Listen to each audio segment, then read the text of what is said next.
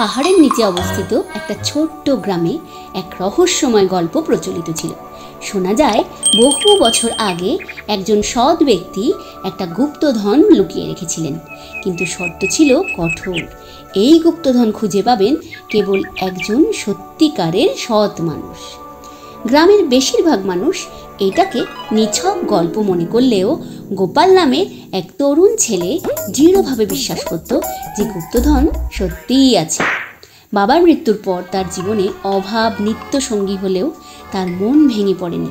সে স্বপ্ন দেখত একদিন এই গুপ্তধন খুঁজে পেয়ে সে তার মাকে আর কোনো কষ্ট করতে দেবে না।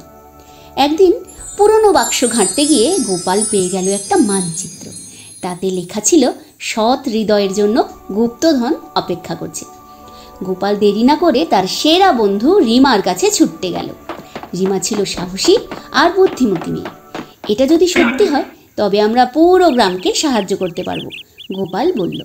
রিমা বলল, তাহলে চলো শুরু করি। মনে রেখো, সত্যতার শর্ত ভাঙলে কিছুই পাবো না। মানচিত্র ধরে এগোতে গিয়ে তারা বনের মধ্যে পৌঁছলো। বনের মধ্যে প্রবেশ করে তারা দুটো পথ দেখতে পেল। একটা বোর্ডে লেখা ছিল স্বল্প পথ, আর একটা বোর্ডে লেখা ছিল ধৈর্যের পথ।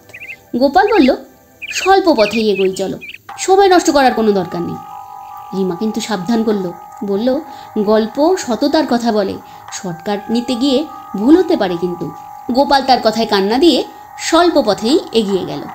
পথটা ছিল বিপজ্জনক, ফাঁদে ভরা আর পাথুরে।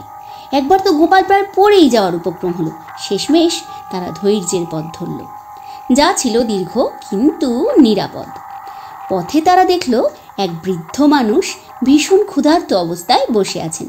তিনি কাতর গলায় বললেন, একটু খাবার দাও ছেলে, আমি অনেক দিন কিছু খাইনি। গোপাল তো চিন্তায় পড়ে গেল। তাদের খাবার খুব কম ছিল, কিন্তু রিমা এক মুহূর্তও না ভেবে বৃদ্ধকে খাবার দিয়ে দিল। গোপাল বলল, এটা তুমি কি করছো? আমরা যদি খেতে না পাই? রিমা কিন্তু শান্ত গলায় বলল, সাহায্যের প্রতিদান সব সময় ফিরে আসে। অদ্ভুতভাবে কিছু দূরে গিয়েই তারা একটা ফলের বাগান আবিষ্কার করলো। গোপাল বুঝল, দয়া আর সাহায্য আসলেই জীবনের নিয়ম। এরপর চলতে চলতে তারা একটা কুঁড়ে ঘরে পৌঁছলো, যেখানে একটা আয়না রাখা ছিল। তাতে লেখা ছিল, তোমার প্রকৃত চেহারা দেখো। গোপাল আয়নার সামনে দাঁড়ালো। সে দেখলো এক লোভী আত্মকেন্দ্রিক চেহারা। রিমার সামনে দাঁড়িয়ে দেখলো সে এক দয়ালু আর সাহসী।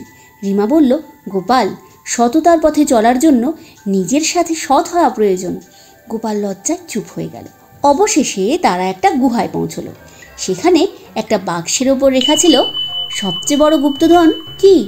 গোপাল বলল, সম্পদ। বাক্সটি খুলে সে পেল শুধু শূন্যতা। রিমা বলল, সত্যিকারের গুপ্তধন হলো ভালোবাসা, সততা আর দয়া।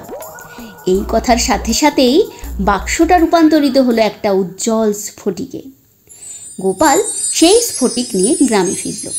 এই স্ফটিক দিয়ে তারা সবার জীবন বদলে দিল।